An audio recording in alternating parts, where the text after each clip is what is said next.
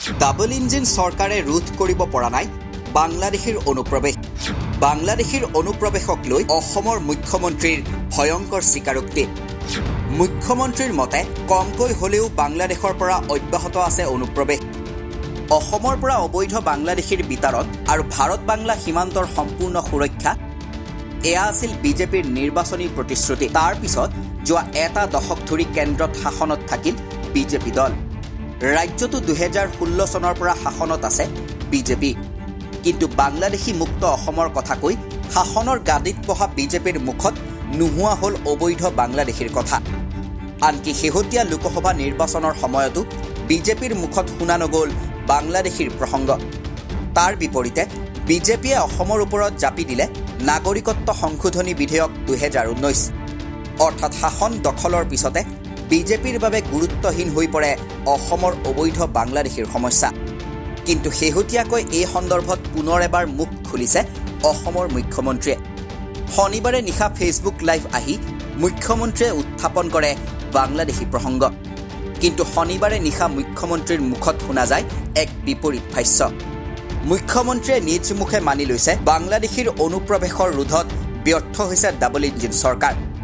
মুখ্যমন্ত্ৰীৰ মতে কমকৈ হলেও অসমলৈ অব্যাহত আছে বাংলাদেশীৰ অনুপ্ৰৱেশ। যোৱা কিছুদিনত আপোনালোকে মোৰ টুইটাৰ আৰু ফেচবুক চালে দেখা পাব যে কৰিমগঞ্জ সীমান্তত আমি বাংলাদেশী নাগৰিক কেইবাজনকো আমি চিনাক্ত আৰু গ্ৰেপ্তাৰ কৰিবলৈ সক্ষম হৈছো। যোৱা দুমাহত প্ৰায় 60 জনতকৈ ওপৰত। মোৰ মনত সন্দেহ হয় যে আমি গম নোপোৱাকৈ কিছু বিদেশী সোমাই আছে নেকি। উল্লেখ্য যে শেহতীয়াকৈ মুখ্যমন্ত্ৰীৰ এক্স হেণ্ডেলত দেখা গৈছিল কেইবাটাও পোষ্ট, য'ত সীমান্তত প্ৰৱেশ কৰিবলৈ লওঁতে বাংলাদেশী ধৰা পৰাৰ কথা ৰাজহুৱা কৰিছিল মুখ্যমন্ত্ৰীয়ে। এই কথাই কালি উল্লেখ কৰি মুখ্যমন্ত্ৰীয়ে কয় যে যোৱা 2 মাহত সীমান্তত ধৰা পৰিছে প্ৰায় 60জন বাংলাদেশী অনুপ্ৰৱেশকাৰী। ইপিনে বাংলাদেশী অনুপ্ৰৱেশৰ ঘটনা বৃদ্ধি পোৱাত পুনৰ অসমত বাংলাদেশী চিনাক্তকৰণ প্ৰক্ৰিয়া আৰম্ভ কৰা হ'ব বুলি মন্তব্য কৰে মুখ্যমন্ত্ৰীয়ে।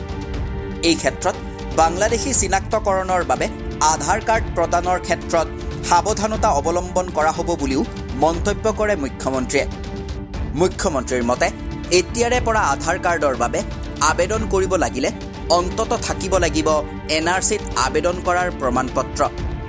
মুখ্যমন্ত্ৰীৰ মতে NRCৰ বাবে আবেদন নকৰাটোৱেই প্ৰমাণ কৰে যে সেইগৰাকী ব্যক্তি 2014 পিছত অসমলৈ অহা। অৱশ্যে এই ক্ষেত্ৰত বাগানীয়া লোকসকলক ৰেহাই দিয়া হ'ব বুলি মন্তব্য কৰে অসমৰ মুখ্যমন্ত্ৰীয়ে।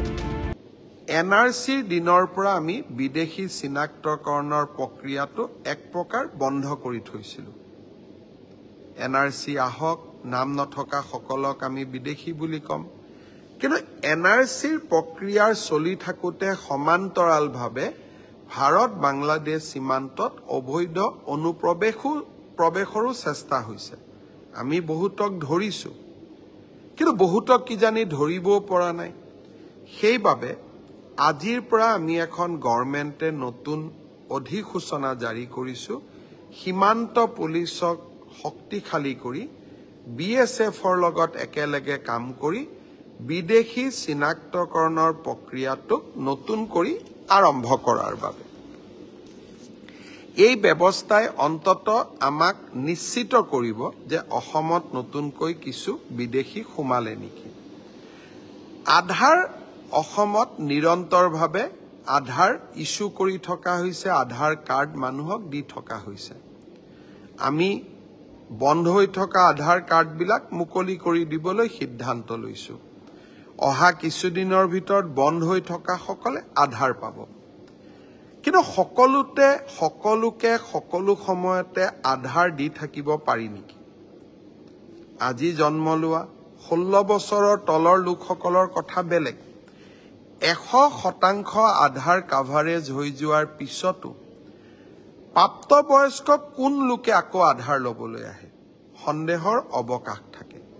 সেইবাবে আমি আজি চৰকাৰে সিদ্ধান্ত লৈছোঁ যে আধাৰ লোৱাৰ আগতে অন্তত 2014ত NRCত আবেদন কৰাৰ প্ৰমাণ থাকিব লাগিব।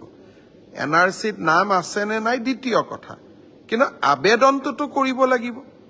যদি আবেদনেই কৰা নাই, তাৰ মানে আপুনি 2014 চনৰ পিছত অসমত আহিছে। এয়া আছিল মুখ্যমন্ত্ৰী হিমন্ত বিশ্ব শৰ্মাৰ মন্তব্য। কিন্তু এই মন্তব্যই স্পষ্ট কৰে যে বাংলাদেশী অনুপ্ৰৱেশকাৰীৰ সমস্যা ৰোধত ব্যৰ্থ হৈছে বিজেপিৰ ডাবল ইঞ্জিন চৰকাৰ। আৰু এই কথা এতিয়া স্বীকাৰ কৰিছে স্বয়ং অসমৰ মুখ্যমন্ত্ৰী হিমন্ত বিশ্ব শৰ্মাই। News desk report, the cross current.